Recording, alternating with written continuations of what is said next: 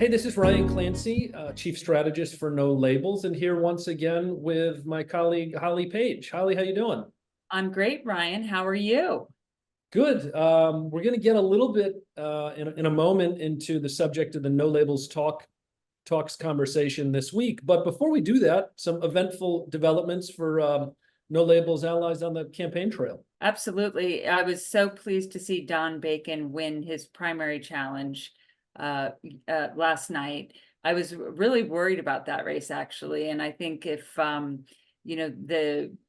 his local district kicked him out of office, essentially, it would send a very bad sign for people who care about problem solving, who care about responsible governance. So I was so glad to see him survive, and the No Labels community, I know, really rallied behind him. A lot of terrific support from our citizens and our donor network. So it was great to see. Yeah, Don Bacon, of course, congressman from Nebraska, really been a linchpin of a lot of bipartisan efforts that have come together, whether it was the infrastructure bill a couple of years ago, whether it was the foreign aid bill recently. He has paid a political price for that, which is why he got this challenge from the far right, but he overcame it. So that's great to see. Of course, Larry Hogan also. One thing that I just want to tell you about Don Bacon. Don was a former general in the United States Air Force, and he told me once that when he was in the service, his colleagues there never knew his first name was Don. He always went by his nickname, which was Bits. Bits Bacon? Yeah, isn't that great? That's good. I like that. Exactly. Very good. Yeah. We should all aspire to have a nickname that cool. I agree. I think it's one of the coolest. But and as you just said, Larry Hogan's win, of course, he was running unopposed in the Republican primary, but clearly well set up to challenge the Democratic nominee in Maryland for the Senate race. I mean, look, this is gonna be a very, very tough race for him, because on the one hand, look, this is a guy who, despite governing a Democratic state, the most Democratic state in the country, left office with a 77% approval rating, and yet it is a very structurally Democratic state. So I think the math is he's got to win like a third of Democrats to win in the general election, and we're going to be rooting him on. He was a great co-chair of ours, and no doubt he'd be a great senator if he could get in there. It was also an interesting race, the Democratic primary, in terms of money in politics. David Trone, who ran and lost for the Democratic nomination, is very independently wealthy, a billionaire, had endless amounts of money to spend. But at the end of the day, that wasn't enough. As often we see with candidates who have endless amounts of money, message does matter, the context in which you're running. So I thought that was an interesting element of that race as well. Yep. Of course, the other big news this week on the campaign trail, now we're talking about the presidential, was the debates. So interestingly enough, we're speaking here on Wednesday, the 15th. On the 14th, I got to speak to Frank Fahrenkopf. Frank has, since its inception, led the Commission on Presidential Debates. For those that don't know, this is this nonprofit entity that has overseen the presidential debates every year since 1988. They're the ones that set the venues. They're the ones that set the rules. When I spoke to Frank yesterday, his expectation was once again that the commission would be overseeing the debates. In fact, they already have them scheduled for the fall. Then we wake up today to learn that the Biden campaign has sent a letter saying it's challenging Trump to two debates that won't be overseen by the commission. Looks like we have one that would come in June on CNN. Just broke that there might be another one in September on ABC. So throwing a little bit of wrench into the plans. You know, Ryan, it reminded me of that terrifying experience when you're talking about something you want or need, like, a new broom, for example, and then you pull up your social media and then there are ads for a new broom. I felt like that this morning when we got the news for about the presidential debate commissions and why both the President Trump and Biden camps seem to be shying away, at least at the moment, from the commission. The Trump camp wanted debates to start sooner, which they've clearly gotten their desire, and they want more of them. And it seems that the Biden campaign doesn't like the raucous crowd, the booing, the kind of carnival atmosphere of it. But both of them agree to do everything that they can to try to keep any other candidate, namely Robert F. Kennedy Jr., off of the stage. That's the one thing they can agree on. Yeah, and then look, that is really troubling. Because, no labels, the subtext here of, look, we spent 2 years trying to create the opening for this unity ticket. And the one principle we just stood on was these two major parties have no right to try to keep candidates off the ballot, to keep them off the debate stage. One of the things I was talking about with Frank yesterday is that under the commission's rules, if a independent candidate has over 15% support and they're on enough ballots to get 270 electoral votes, they qualify. Well, as things stand today, it's certainly possible Robert F. Kennedy could have reached that threshold in the fall. But the news we're hearing today is that both the Biden and Trump campaigns have agreed to participate in these debates that would cut out Kennedy entirely. Exactly. I think that's why they're making up excuses, why they don't want to participate in the commission's debates. But I do think it's interesting having participated in the conversation you conducted with Frank yesterday. I do remember, because I worked on the 92 Bill Clinton campaign with Nancy Jacobson, actually, that they did follow President Bush around and had people in chicken suits, as Frank talks about, at every campaign stop, challenging him to engage with then Governor Clinton in those debates, and it worked. So maybe the supporters of Robert F. Kennedy Jr. will get as creative and come up with a way to pressure them into facing off on ideas and visions for the country. But I agree. It's, the root word of liberty is libertas, which in Latin literally means the freedom to choose. No choices, no freedom. Yeah. And I think it's really troubling. Well, look, there are a lot of twists and turns to come.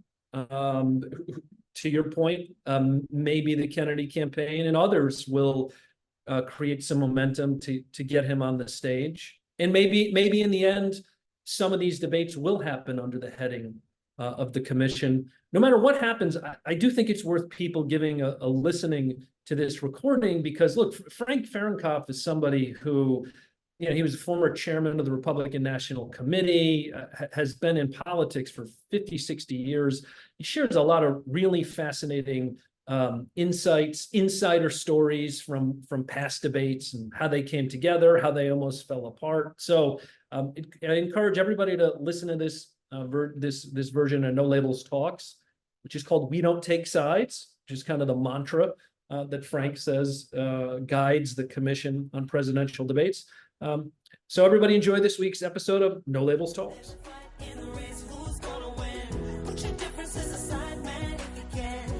Hi there. This is Ryan Clancy, Chief Strategist with No Labels, here for this week's edition of No Labels Talks.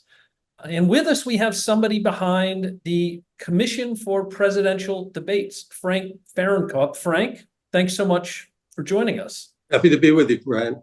So since 1960, all presidential debates have been televised, the famous Nixon-Kennedy debates, of course. But since 1988, these debates have been overseen by this entity called the Commission on Presidential Debates. I'm not sure many people necessarily know exactly what the role of this commission is and how it brings debates together. So Frank, maybe you could tell us how this commission came together and what it does. Be happy to do that. And it's important to understand what our history is. First of all, you got to go back to 1960, where you did have the first televised debates between Kennedy and Nixon. But then after the assassination of JFK, there was no way Lyndon Baines Johnson, who became the president of the United States, was going to allow Barry Goldwater to get on the stage with him. In many ways, LBJ's position was a position that was taken by really George Herbert Walker Bush. They both felt that if you're the president of the United States and you allow someone who's not the president on the podium with you, you're raising their dignity, if you will. So he refused to debate. And then the next two cycles was Richard Nixon again. And after what he went through in 1960, he was not going to get up back on a debate stage. In 76, Ford had become the president with Nixon's resignation, and his numbers went down because really badly after he gave a pardon to Nixon. And so he was sort of forced to accept. So he accepted, and Jimmy Carter was the nominee of the Democratic Party, and they debated that year. The League of Women Voters were responsible. And in 1980, it was also a very significant year because that year there was a third party candidate. His name was John Anderson. He was a former congressman from the state of Illinois. When it came time for the first debate, the League of Women Voters did their survey, found that he was at 17%, as I recall, and he was on enough ballots, and therefore he was invited to participate. Governor Reagan was the nominee of the Republican Party. He was invited and accepted. Jimmy Carter was the president of the United States and said, hell no, I won't go. In the first debate in 1980, I was there. It was held in Baltimore, and it was just Anderson and Reagan. When the next debate rolled around, Anderson had fallen to 12%, and therefore he was not invited, and Jimmy Carter accepted, and that became the there you go again. That's the words of the president, of Governor Reagan, that debate. In 84, we had a situation where, for some reason I will never understand, the League agreed to give both candidates veto power over who would the moderator be and the reporters. In those days, it was always a single moderator and 3 reporters. And the two campaigns vetoed over 100 journalists. This created all kinds of hell, as you can imagine, in the journalistic societies of the world. As a result of that, 2 studies were commissioned. One was at the Kennedy School at Harvard, and one was at the Center for Strategic International Studies, which in those days was at Georgetown University. It wasn't just studying debates, it was how did we elect our president. And interestingly enough, both of those commissions independently came to the same solution with regard to debates, that there be created an organization that exists for one purpose and one purpose only, namely to conduct the general election, nothing to do with the primaries, general election debates between the presidential candidates and the vice presidential candidates. Paul Kirk was then the chairman of the Democratic National Committee. I was chairman of the RNC. We got together and we created the commission the next year. And we have done every debate since, starting in 1988, all the way through. So that's a great history of the kind of chaotic way in which debates unfolded in those 3 decades between the Nixon-Kennedy's debates and into the mid-'80s. So then you pull together this commission, but who else is on the commission, and who decides who's on the commission? Well, you know, the commission was originally started by Paul Kirk and I, and we each nominated 4 people in addition to ourselves to start the commission. But over the years, some people get on and get off depending on circumstances. And when that happens, we fill the vacancy. In fact, we just went through this process. Senator Jack Danforth has been a member of the commission for years and years and years. He decided to retire. And the board, we just elected Senator Roy Blunt, who just resigned from the Senate, to be our newest member. But it's that way of filling vacancies as we go along. For example, at one time, Al Simpson, a former senator from Wyoming, was on the commission. But when Dick Cheney was running for re-election, he wanted his Wyoming buddy to ride the plane with him as he was going around the country campaigning. So he had to step off. Leon Panetta was on the commission. And when Hillary won the nomination, he knew, having been a former White House chief of staff and Secretary of Defense, that he was going to have to go on television programs. So he stepped down. And so we do our best to fill it during each of those vacancies. So there are currently 10 people on the commission. So Brian, help me understand the main things that the commission does? I mean, are you picking the locations? Are you picking the moderators? Are you the ones picking the questions? Help people understand precisely what role you're playing in bringing these debates. Sure, that's a good question. It used to be there was a debate about the debates. That doesn't exist anymore. Since about 2000, what we do is we select the dates, we select the locations, we select the formats, and we select the moderators without any consultation with the whoever's running at the time. And by format, you mean town hall versus Town hall. And well, there's been some major changes. You know, we one of the first things we did, which I think was a great thing, was when, I'm trying to remember the year, but when we were at Michigan State, I always disliked the moderator with three reporters, because reporter number one thought very hard and you know, spent a lot of time for what the question was going to be. He or she came up with to show how brilliant they were. And they would ask the question, and each candidate would have a chance to answer it. Then it would be the turn of reporter number two, who'd also worked very, very hard on their question. But if question number one was never answered, that person was going to use his time to follow up on question number one. So what we did is we tried an experiment in Michigan State where Jim Lara did half of the 90 minutes by himself. And we liked how it went because that gave the moderator the ability to drill down and really get some answers rather than just 2 minutes snap answers from the campaign trail. Other changes were made. It was made at the University of Denver. It was President Obama versus Governor Romney. And at that time, we took the 90 minutes and divided them into 6 pods of 15 minutes. And the moderator, on their own, we have no idea what the questions are going to be. We're not getting involved in journalistic integrity by trying to, interfere. But about a week before, each of the moderator will announce what each segment of the 6 will cover. They don't talk about questions. They'll say foreign policy, education, taxes, etc.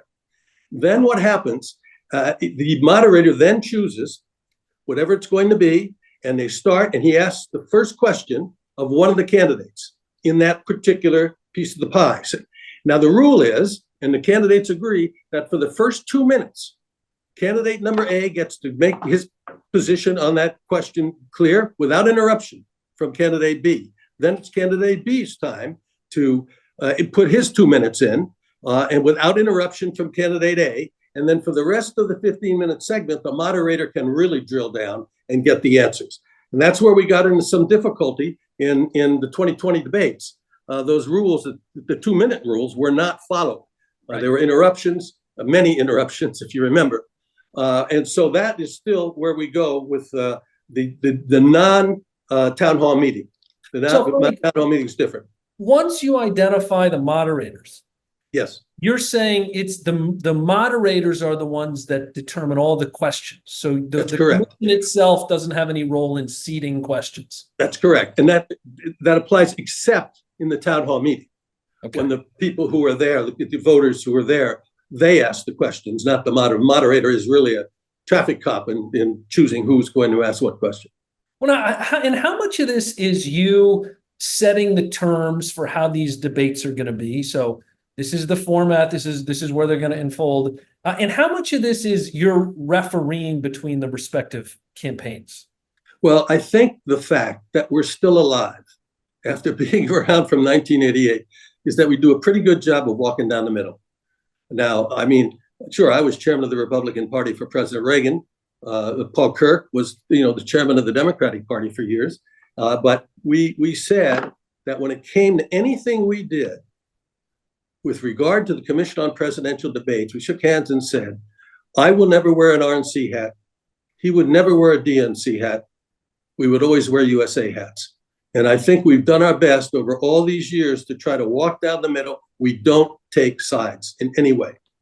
What about, there's been a lot of discussion in recent years about facts and fact checking and whether or not candidates have the ability to just say things from the stage that may not be true.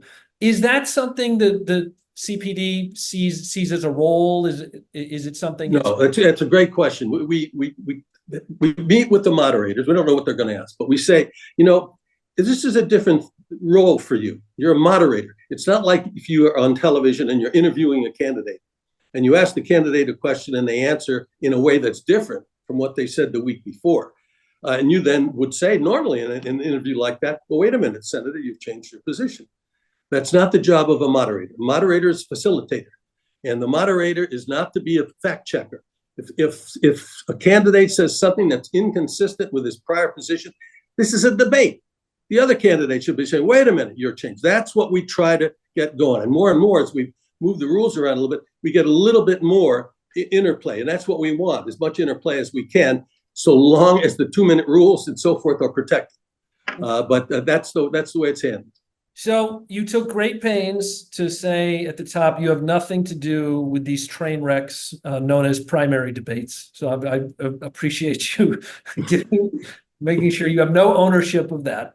But when we look to the general, there's typically last couple cycles, there's been 3 presidential debates and a vice presidential. Is that the same schedule we have this cycle? That's right. That's right. If you like, I'd go over the schedule with you real quickly. So what do we have? When do we have them? Where and what are the formats? And here's the way they're picked. We send out in the January, a year before. So this went out in January of 23 to all colleges and universities who have indicated an interest that they might want to host. And the interesting thing is almost every college or university that has hosted one wants another one. They feel it's very, very good for the university, raising money, getting alums back who have ignored the school for a long time. We then take those. We have a team of sound people, lighting people, et cetera, who go out and look at the facilities and then narrow that number down, depending upon whether or not they can meet the requirements. So many hotel rooms within an hour or so drive, because sometimes we get up to 10,000 reporters from all over the world covering some of these things. You got to have rooms for them. And then that comes back, they look at it, and then the Secret Service is involved. The Secret Service goes out with us, looks at these facilities, get them down to where we are with the 4 facilities that meet they're satisfied they can lock the campus down. If you follow the debates, you know that there's been a number of debates at Hofstra and a number of debates at Washington U in St. Louis. Those are campuses that the Secret Service just love because it's easy for them to lock down those campuses from a perspective of protecting the candidates. So anyway, then we choose. And the first debate will be held on September 16th of next year. It will be at Texas State University, not the University of Texas, it's Texas State, which is outside of Austin. And it will be held there. The next debate will be the vice presidential debate, which I think is going to get a lot of coverage. That'll be held at Lafayette College in Pennsylvania. The next debate on that date is the 25th of September. Then on October 1, the second presidential debate, which will be the town hall meeting, will be held at Virginia State University, which is one of the Black colleges, first time ever, the historic Black colleges have ever hosted. And that will be as I said, the town hall meeting. And then the final presidential debate, which will be the 9th of October, will be held at the University of Utah in Salt Lake City. And do you have the moderators chosen yet?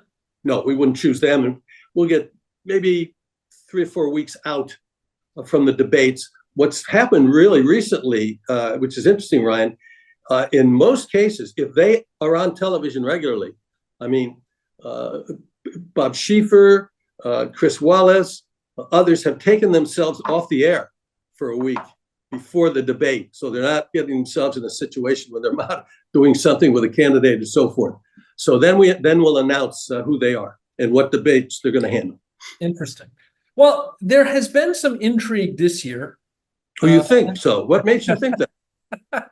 Well, there's been a lot of questions whether Trump or Biden are going to participate for different reasons. So the Trump Republican camp has suggested that maybe they're not treated fairly in some of these debates. There's been some suggestions that the Biden camp is trying to shield the president. And yet, recently on Howard Stern's show, President Biden said, "I will debate Trump." Trump said, an interesting show to make this admission on, I thought. Yes, not that's probably not the forum that Reagan would have chosen 30 years ago. I don't think so. But they're now both on the record. saying they would do it. Now, my question to you is, has that got the wheels turning? Have you gotten any communications from the campaigns to confirm that they are in fact going to go ahead and do this? No, and that is not unusual. Okay. We normally don't remember, and this is an interesting thing. About a year and a half ago, the Republican National Committee announced that they were going to withdraw from the Commission on Presidential Debates, which was interesting to us. How you withdraw from something you've never belonged to? We don't work with the RNC, never have. We don't work with the Democrats or any of the parties. We work only with the candidates who have satisfied the requirements, born in America, 14 years, 35 years of age, and then meet the requirement of being in enough states to conceivably get 270. But yes, as you know, the former president has constantly said for the last month or so, he's ready to debate anywhere, anytime, even suggested, I think they do it at the White House. But we hadn't, so normally we wouldn't really hear from someone. It's normal that each side appoint someone who is the person working with. For example, on the Democratic side, Ron Klain has represented at least the last 5 Democratic presidents or people involved, candidates involved with the commission, has worked with us. In the last 2, believe it or not, it was Mayor Giuliani. And so each campaign typically has a point person. A point person who works with us. That's correct. So they have not done that at this time. Although okay. I understand that Ron said on an interview that if the debates happen, he would probably be the person representing. So, but I haven't heard from Ron personally. I've talked to him or emailed with him for about a year. Now, speaking of requirements, we do have some third-party candidates in the race this year. And if you look at some of the recent polling, Robert F. Kennedy is polling higher than really any independent we've seen since probably Ross Perot. Can you talk about the requirements for non-major party candidates? What would it take for Robert F. Kennedy or somebody else to get on the debate stage this fall? Well, I think the big thing that's really difficult for them is the requirement to be on enough state ballots to conceivably get 270 elector votes. Now, the Republican Party and Democratic Party, the Libertarian Party and the Green Party are automatically on all the state ballots because of their involvement in the last number of cycles. They've satisfied the requirement of a party that's met the requirement of being on enough ballots. But otherwise, you've got to go out if you're running for president and you're not nominee of one of those parties. You got to go from state to state. Each state's different. One state may be 50,000 signatures on a petition. Another may be 500,000. So it's very different. Now, as I understand it, and you know this, Ryan, I don't know what you got as far as 20 states 23. For this organization. Yep. And I think that Bobby Kennedy Jr. is on about 7 or 8, but he says he's going to be able to get to everything. Jill Stein, if she stays in and she's the representative of the Green Party, then what will happen is we will in September, right after September 6th. September 6th is a very important date.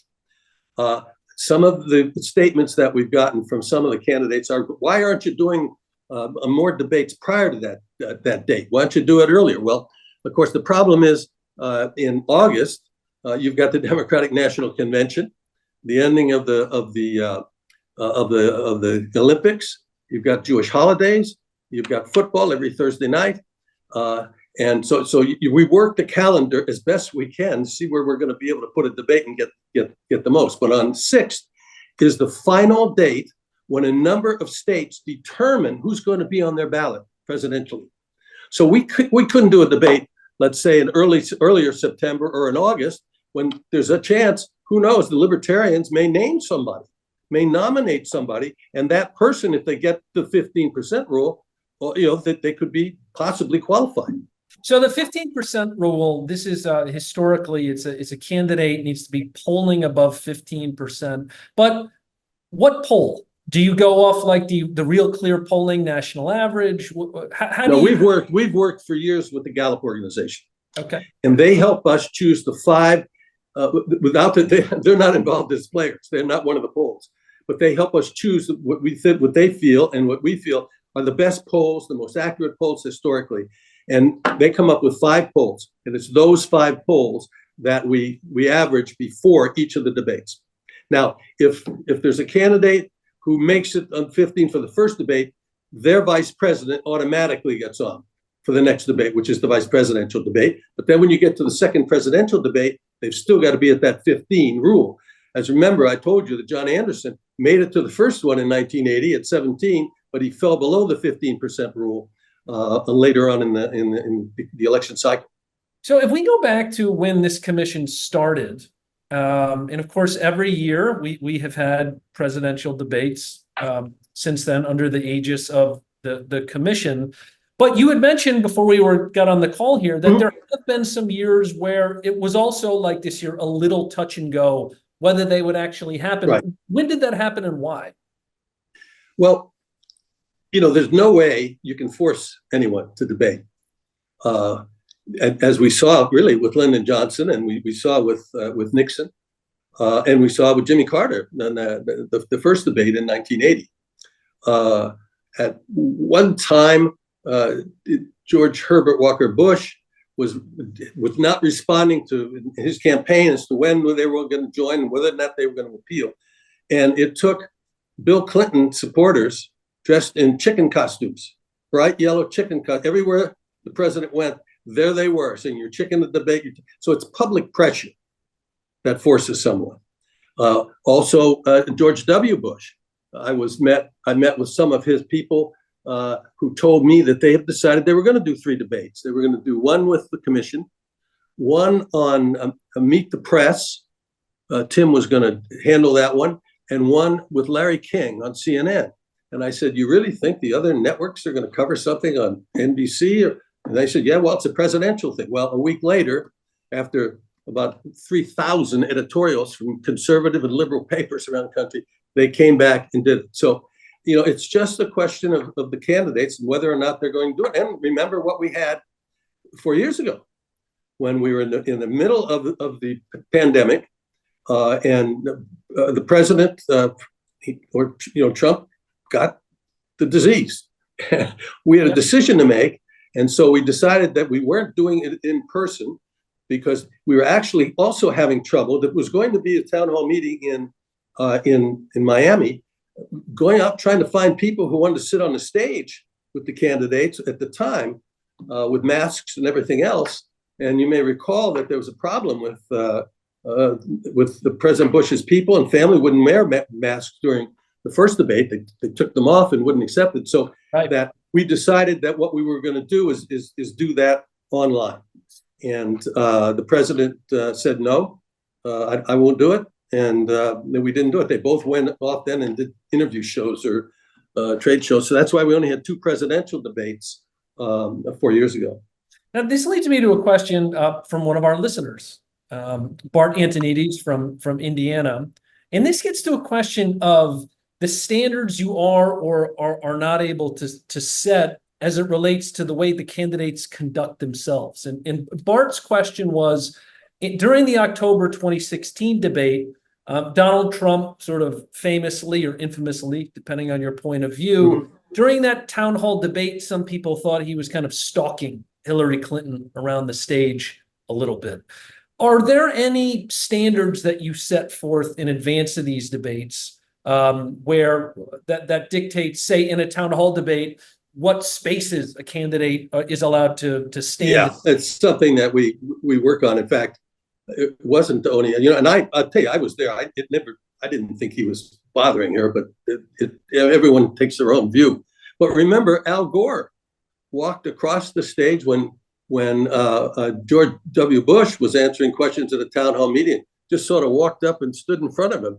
And Bush just looked at him, gave him a grin, and went on. So my view has always been that there's 2 objectives for the voters watching. Number one, you want to know where the candidates stand on the issues that are important to you. And second, what your perception is about the candidate. Is this someone that you can respect? Is it someone who obeys the rules? Is it someone who, you learn a lot about the personality of that person. And that's another factor. So there's two things, not only where they stand on the issues, but how they conduct themselves and what your feeling is about how they conduct themselves. What has been the hardest logistical challenge you can remember in the 30 plus years you've been doing this? Whether it was the Secret Service came to you and said, "Hey, we thought we could lock this place down and we can't," or the lights were messed up, or the sound was messed up. Anybody who's ever organized an event, there's always that crisis. Yeah. What are some examples of that? I remember it. It was the night before the first debate at the University of Mississippi between Obama and John McCain. My wife and I were in Rome. I had been making a speech there, and we were packing because we're going to be on an early morning plane the next morning back to the States. And John McCain got on television and said he didn't know whether he was going to debate. This is where the economy was in the toilet. Pardon my words like that, but that's where it was. And he didn't know whether or not he was going to go down and do the debate or stay in Washington and so forth. And I said, holy mackerel. And we didn't know when we landed in Washington, and then we switched to a plane going down to Mississippi. We did not know whether or not John McCain was going to show. You can imagine the University of Mississippi was concerned. They went to Janet Brown, our executive director, and asked if they could put a chair, an empty chair, on the stage, and then have Obama interviewed. I think Tom Brokaw was the moderator then. And the word is no. Under the rules of the Federal Election Commission and a debate is a debate. You can't have an interview of it. But at the last minute, lo and behold, we got word that Senator McCain was on an airplane heading for the University of Mississippi. But it was a pretty rough 24 hours. Do you have, as you look back on all the debates that the commission has done over the years? I mean, there's been a lot of great moderators, Gwen Ifill and Tom Brokaw and Jim Lehrer and others. Do you have a favorite one that you just thought was totally format? There are two that I really and Jim Lehrer did, I think, 12 of the debate. I can't remember, about 12. He was always there. You always knew if you watched his newscast, he was right down the middle. Bob Schieffer was also incredible and did a great job for us. So those are the two. I mean, they're all my friends. I mean, I thought Chris did a fabulous job in the first debate, or the final debate, between Hillary and Donald Trump back in 2016. So it's different things at different times depending what happens and how the candidates perform themselves. Because usually when a candidate is perceived that maybe they lost the debate, the moderator always gets blamed. Yep. It's the moderator's fault, or something. So, but those two stand out in my mind. There are others who've done a great job for us. There's always this debate about how much these debates impact the race. And going back to the first one, famously in that 1960 debate, the people who listened to it on the radio thought Nixon won. The people who watched it on TV thought Kennedy won. As you think about the debates you've been a part of, what was the one that you thought moved the needle the most? I think there were two. The first one was, I was just chairman of the party. I was not, we had not created yet the commission. And it was the final debate between Walter Mondale and Ronald Reagan. And the debate before had not gone well for the president, and there was some question in the Wall Street Journal as to whether or not he was too old to be president. And in the prep for the debate, to my knowledge, no one had the courage to raise the question with the president before that final debate. And I was sitting in the front row. They came out on stage, and I knew the question was going to be asked by somebody. And as the question was being asked, he looked down at me and he gave me a little nod. And I said to my chief of staff who was sitting next to me, I don't know what he's going to say, but he's ready. And that's when he came out with, I will not take advantage of the relative youth and inexperience of my opponent. The other moment, I would say, was in the first town hall meeting. And it was when all the cameras caught George H.W. Bush looking at his watch. Yeah. And that, I don't think he could recovered from that. It was, so those are the two things that stand out that I remember. There's a lot. I mean, a lot of things happen. It's interesting that of the two you chose, I mean, neither of them were significant policy proclamations. You know, one of them was just an amazing quip that defused this line of criticism, and then the other one was just optical. It's just, you know, President Bush Sr. looking disinterested during a debate. Well, I think you take a little hit from me on that. I think both of them were deep in policy, and they were both great presidents, and I'm very proud to have served. I served them both, and very proud of it.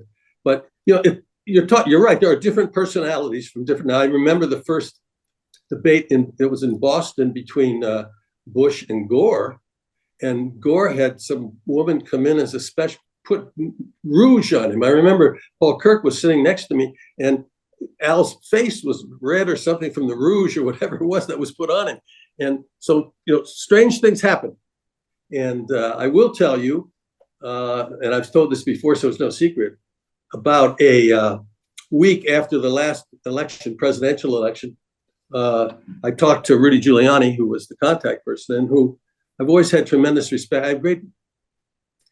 I have great sorrow for where he is now, what's happened to him. He was the greatest mayor in the world until the last couple of years. And I have great sympathy for him. I hope he does well. But he called me and he says, you know, Mr. Chairman, if Donald had behaved in the first debate like he behaved in the last debate, he may very well be president-elect right now.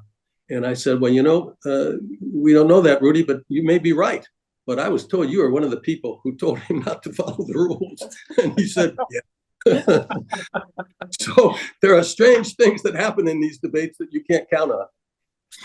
So there's been some stories written in recent years that they're a little down on presidential debates. And they go a little bit like this. They say, well, these debates don't really matter like they once did. For a couple of reasons. One is we're such a polarized country and everybody's already made up their mind anyway, so nobody can be persuaded. And then the second part is we are now voting earlier and earlier. If you think about that last debate in October that you mentioned, millions of mail-in ballots will have already been sent in by that point. So what would you say to somebody who said, yeah, it doesn't really matter if we have a debate? Well, we have consistently, after every cycle, gone out with trying to find out what it meant, whether or not the debates made any difference. And it's been regularly 65 to 70% said it was a factor. It wasn't the only factor. It may not have been the most major factor, but it is a factor in how they have voted. So the question of pre-voting, you know, 2020 was another world for us. When we had what happened, every state was changing their laws and going to early mail-out ballots and so forth. At the present time, there are not many people will have voted when that first debate takes place on the 16th. There's a possibility maybe some people in Pennsylvania, if they have asked for ballots far in advance and then gone down and collected them, but it's not going to be a large amount. Now, there's no question that a lot of votes were cast in 2020 prior to the first debate. And that's why we were so careful in picking the dates here, bearing in mind the change. We've looked at every state, what they've done with their laws, the election laws, when their deadlines are and so forth. And we think we've done the best we possibly can. And there won't be that many before the first debate, for sure. When we think about viewership, I mean, viewership for mega events in America, of course, the benchmark for everything is the Super Bowl. About 7% of people watched the Super Bowl last year. Huge number. Historically, how many people typically watch debates? Well, what happens, of course, is that I'm trying to remember what's the name of the organization that tells how much are watching each television. Nielsen. The Nielsen. Nielsen does not count C-SPAN. Nielsen doesn't count who's watching online, who is streaming. I remember one of the members of our of our board is the president of Notre Dame University, Father John. And Father John always erects a gigantic screen in the green area in Notre Dame where thousands of people, that only counts as one screen. So our guesstimates are that about 120 million people will be watching worldwide. And that's a lot of people. We know from the letters we get and so forth that that's important to them. And one of the things that we're very, very proud of, we've worked with now with about 30 nations around the world, working with non-governmental entities who are putting on debates because they look and see what happens in this country and they're impressed by it. Many of them are people who are in charge or in a society where their lives are threatened to go out and try to get people to debate. So we think debates are important. We think anyone who wants to be the president of the United States or vice president of the United States should not be afraid to stand up on stage and exchange views concerning the issues that are of concern to the American people. We agree with you, Frank. And look, we want to thank you so much for spending time with us today, talk about the history of these debates and what's ahead. And hopefully we'll have a couple of debates that meet the moment here this year. Is there anything you'd like to say in closing before you leave the No Labels community today? No, it's just thank you for having me. It's always important to explain how we got to where we are and what's going to happen. And the fact that both of the candidates at this point in time have said they want to debate. And that doesn't mean that they're going to debate with us. We hope they will. We think we meet the requirements of having done it for years in a fair and competent manner. And we think that's important. Well, thank you, everybody. This was Frank Fahrenkopf from the Commission on Presidential Debates joining us here on No Labels Talks. Thank you, everybody, for tuning in, and we look forward to seeing you all next week.